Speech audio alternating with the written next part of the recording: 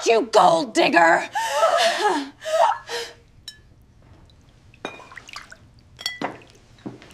They made me sit there while his mother poured an entire jug of orange juice over my head.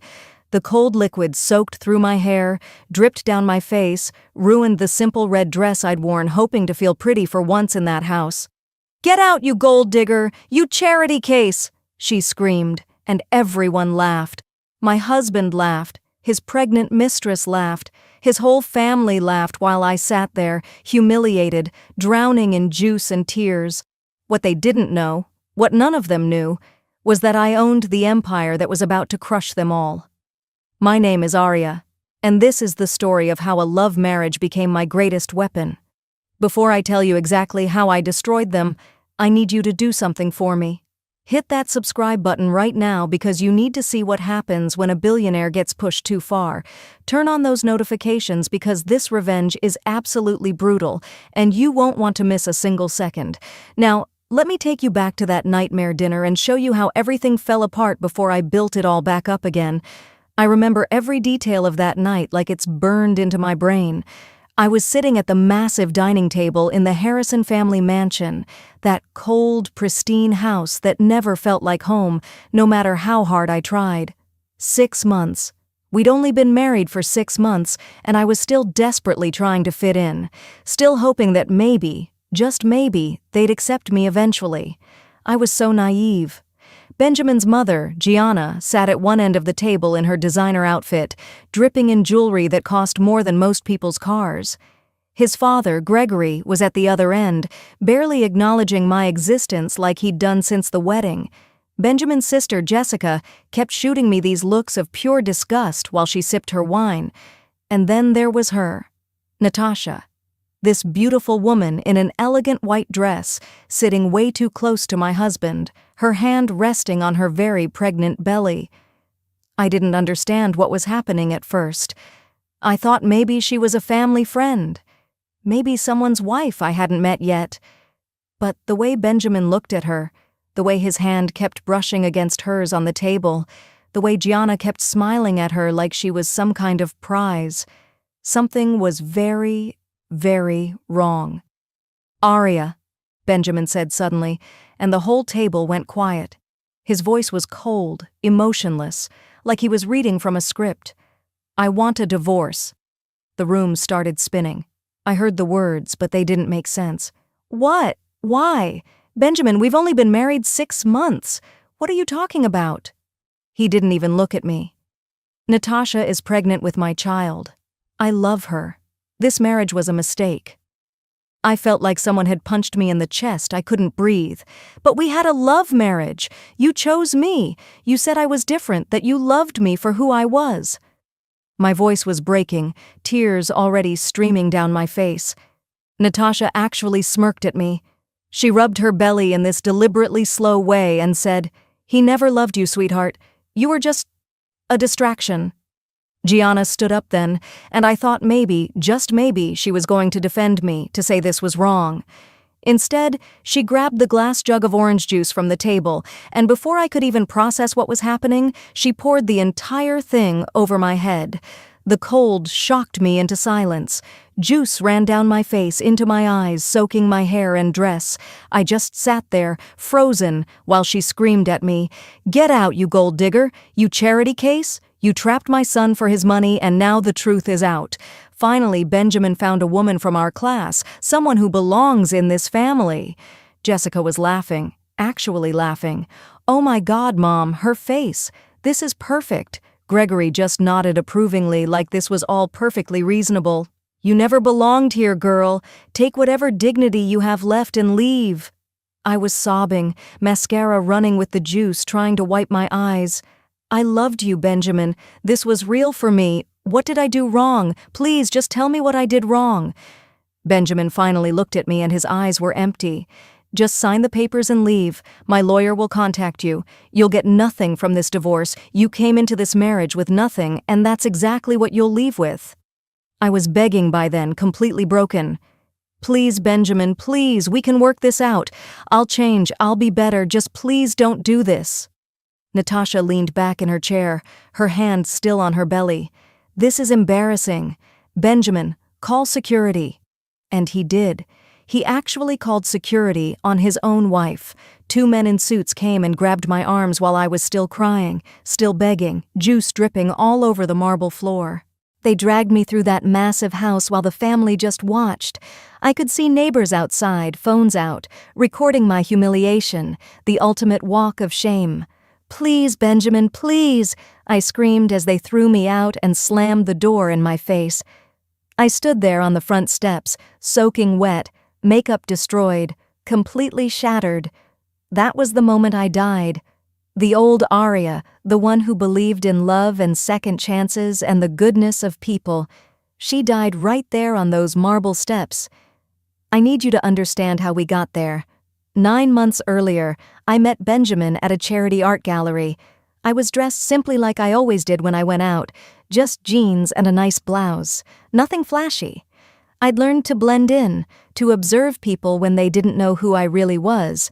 That's when you see their true character.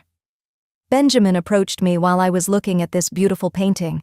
We started talking about art, about life, about dreams and ambitions. He was charming and sweet, and for the first time in years I felt like someone was seeing me. Not my bank account, not my company, just me. He didn't even ask what I did for work, not really. I told him I worked in technology, and he seemed satisfied with that answer. We started dating. Coffee shops, walks in the park, simple dinners at casual restaurants. He told me he loved that I wasn't like other women, obsessed with money and status. I thought I'd finally found it. Real love. Someone who wanted me for who I was inside, not what I could provide. After 3 months, he proposed. It was sweet and simple, nothing extravagant. "When you know," he said. I believed him. God, I was such a fool. We had a small wedding. I paid for half of it from what I told him were my savings. His family was there, and I should have seen the signs then. Gianna's fake smile, Jessica's whispered comments, Gregory's complete disinterest in getting to know me. But I was in love, and love makes you blind. The Harrison family owned a chain of luxury hotels. They were worth about $50 million. Comfortable, wealthy, but not ultra-rich. To them, I was just some nobody who'd somehow tricked their precious son into marriage. They made that very clear from day one. Gianna started immediately after the honeymoon. "Where's your family's wealth, dear?" she asked with this fake sweet voice. "Surely your parents left you something." When I explained that my parents had passed away when I was young and I'd built my life from nothing, the mask slipped. I could see the disgust in her eyes. Every family event became a battlefield. Jessica would accidentally spill wine on my clothes. Gianna would give me her old, worn-out dresses. "Charity for the needy," she'd say with a smile. Gregory refused to speak directly to me. If he needed to communicate something, he'd tell Benjamin to tell me. They had family business meetings that I was excluded from. "Family business is for family blood, not outsiders," Gianna explained. I was married to their son, but I wasn't family. I'd never be family. Benjamin started changing. At first he'd defend me, but it was weak, half-hearted. Then he stopped defending me at all. Then he started joining in. "Why do you have to work such long hours?" he'd complain. "Why can't you be home like a proper wife? Why can't you dress nicer? My mother is right. You embarrass us." I was working long hours because I was running a $12 billion company, but he didn't know that. He thought I was some mid-level office worker, and even that was too much for him apparently. What I didn't know was that behind the scenes, Gianna and Jessica were plotting. They'd invited Natasha to visit, Gianna's niece from her sister's side. Natasha came from a wealthy family, had the right background, the right breeding. She was perfect in their eyes. They pushed Benjamin and Natasha together constantly. Late-night business dinners that Natasha just happened to attend. Family events where Natasha was seated next to Benjamin. Weekend trips where Natasha was always included. They were setting the trap, and Benjamin walked right into it. The affair started 3 months into our marriage. I didn't know. I was too busy trying to be a good wife while running an empire in secret. Natasha got pregnant deliberately. That was her insurance policy, her guarantee that Benjamin would choose her, and it worked. After they threw me out, I went back to my small apartment, the one I'd kept even after marriage, the one Benjamin thought was all I could afford. I stood in the shower for an hour, washing the juice out of my hair, watching my tears mix with the water. I cried until I had nothing left. Then I looked at myself in the mirror. Really looked at myself. And something shifted inside me. The sadness started turning into something else. Something cold and sharp and powerful. Let me tell you who I really am. I was born into poverty. My parents died in a car accident when I was 16, leaving me with nothing but debt. I lived in a tiny apartment, worked 3 jobs to put myself through community college. But I had something more valuable than money. I had a brilliant mind for technology. At 22 years old, working from that tiny apartment with a laptop I'd bought used, I created revolutionary AI software that could predict market trends with 97% accuracy. I sold the first version for $10 million. Then I built more, better, smarter. I founded Stellar Dynamics when I was 23. We specialized in AI, cloud computing, and predictive analytics. Within 5 years, my company was worth $12.4 billion. Billion. With a B, I became the youngest self-made female billionaire in the country. But here's the thing about being a young female billionaire. Every relationship became about money. Every man who asked me out, who said he loved me, who proposed, they all wanted the same thing: my wealth. I was an ATM machine with a face. I had money but no real connection, no genuine love. So I made a decision. I would find love as a normal person. I used my mother's maiden name in my personal life, Aria Matthews. In the business world, I was Aria Sterling, the mysterious CEO who never did public appearances, who kept her private life completely separate. I had different email accounts, different phone numbers, different social media profiles. I lived modestly, dressed simply, drove an old car. I wanted to be loved for who I was, not what I had. And Benjamin? Benjamin was my test, my experiment in genuine love. I gave him every opportunity to ask about my life, my work, my dreams. He never did. He saw a simply dressed woman and assumed poverty. He saw someone without designer clothes and assumed worthlessness. His whole family did. The irony is actually hilarious when you think about it. They called me a gold digger when I was worth 240 times their entire family fortune. They humiliated me for being poor when I could have bought their hotel chain with the money I spent on coffee last year.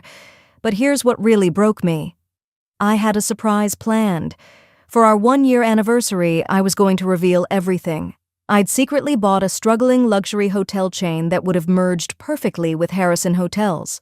I was going to gift it to the family, make them $200 million richer, and then tell Benjamin the truth about who I was.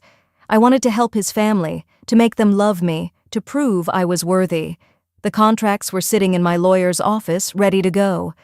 Anonymous benefactor was listed as the buyer. It would have saved their business and made them incredibly wealthy. But that was the old Aria's plan. The Aria who believed in love and family and second chances. She was dead now. I called my lawyer, Margaret, at midnight. Cancel the hotel gift. Send all those contracts to my office. We have new plans. Are you sure, Aria? She asked. She'd been with me since the beginning. She knew what this meant. Oh, I'm sure. They wanted to see a gold digger? I'll show them a queen. Over the next week, my team worked around the clock. We dug into Harrison Hotel's finances, and what we found was beautiful. They were drowning. $15 million in debt. Bad investments. Poor management. Gianna's luxury spending had drained their reserves. They'd lost 3 major contracts in the past month. The banks were threatening foreclosure. They were 6 months away from bankruptcy, and they didn't even know it yet. Through a network of shell companies, we quietly bought all of their debts. Every single loan, every line of credit, every mortgage. The banks had no idea who the new creditor was. Just another investment firm buying distressed assets. Then I bought the hotel chain I was going to gift them. But now, as their direct competitor, I upgraded everything, stole their best staff with better salaries, undercut their prices. Within 2 weeks, Harrison Hotels lost 40% of their business. The family received a letter. All debts called in, $15 million due in 30 days or face foreclosure on everything. I heard through my investigators that they had an emergency family meeting. Gregory was panicking. Gianna was in denial. Jessica was crying. And Benjamin? Benjamin was silent, probably realizing that divorcing me right when they needed money most was terrible timing. What about Natasha's family? Gianna apparently suggested. They're wealthy. But Natasha's father had done his research. Harrison Hotels was toxic, a sinking ship. He wanted nothing to do with them. Jessica actually said, "We should never have let that Arya girl go. Maybe she had some savings we could have used." The audacity. The absolute audacity. Then my team sent an email to Gregory's business account. Stellar Dynamics, a major tech company worth billions, was interested in discussing a potential partnership. Could the family come in for a meeting? They researched my company frantically. Massive, international. The CEO was notoriously private, never did public appearances. This could save them. This was their miracle. The meeting was scheduled for 2 weeks after the divorce was finalized. Perfect timing. I spent those 2 weeks preparing. Not just the business strategy, but myself. I went to the best salon in the city, got my hair professionally styled, had a makeup artist teach me the perfect power look. I bought a tailored burgundy suit that cost more than their monthly hotel revenue, Louboutin heels, a diamond watch that was worth more than their mansion. The morning of the meeting, I looked in the mirror and didn't recognize myself.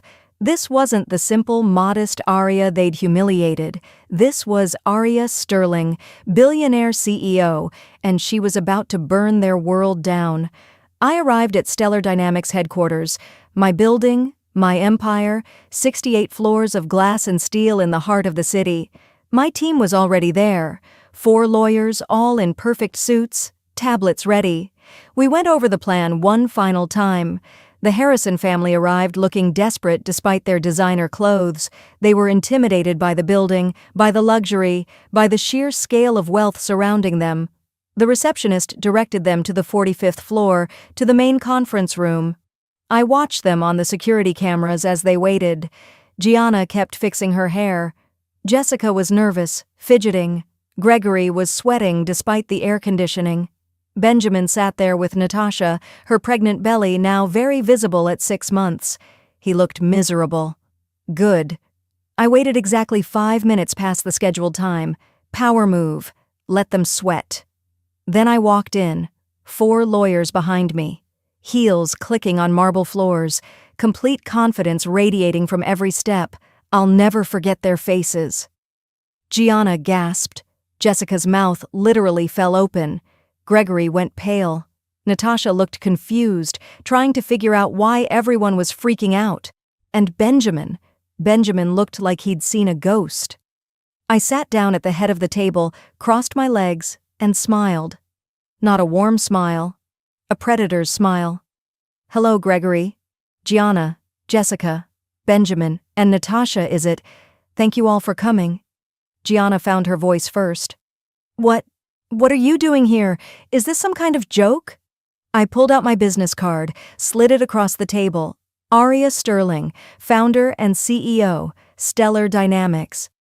I'm here because you requested a meeting about a $15 million investment. I believe that's what you need to save Harrison Hotels from foreclosure, correct?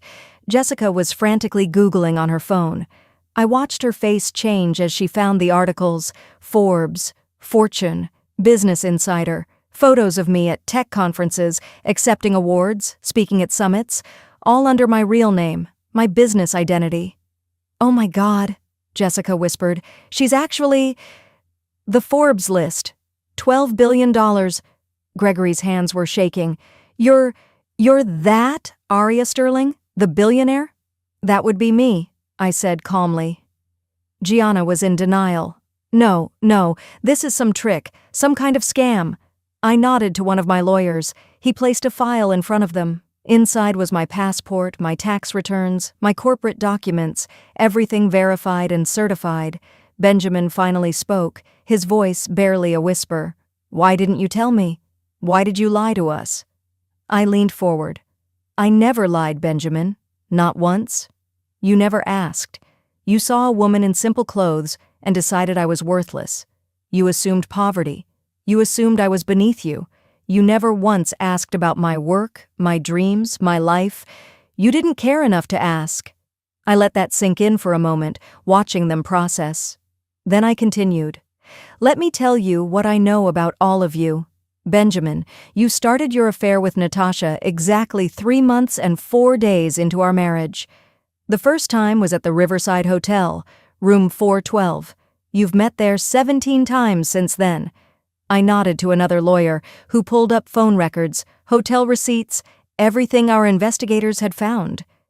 Gianna stood up. You spied on us? That's illegal. No, Gianna. Protecting myself with legal surveillance is smart. You should try it. Although, speaking of illegal, let me play you something. I pressed a button on my tablet. Their voices filled the room, a recording from 2 months before the wedding. Gianna's voice. We need to get rid of this gold digger before she gets her claws too deep into Benjamin. Jessica's voice. What if we bring in Natasha? She's perfect for him. Rich family, proper breeding. Gianna's voice. Excellent idea. We'll push them together. Once she's pregnant, he'll have to choose her. The color drained from Benjamin's face. He looked at his mother, then at Natasha. You planned this? All of it? Natasha was crying now, but I wasn't done. Your text messages are interesting too, Natasha. The fool fell for it. You wrote to your friend. Once I'm pregnant, he's trapped. The other wife will be gone and I'll have everything. That was 2 weeks before you announced your pregnancy. Benjamin looked broken. The affair was one thing, but knowing he'd been manipulated, that his own family had orchestrated it, that was destroying him. Good. Feel what I felt. Now, I said, pulling out another folder, let's discuss business. You owe $15 million. To me. Through my subsidiaries. I bought all your debts 2 weeks ago.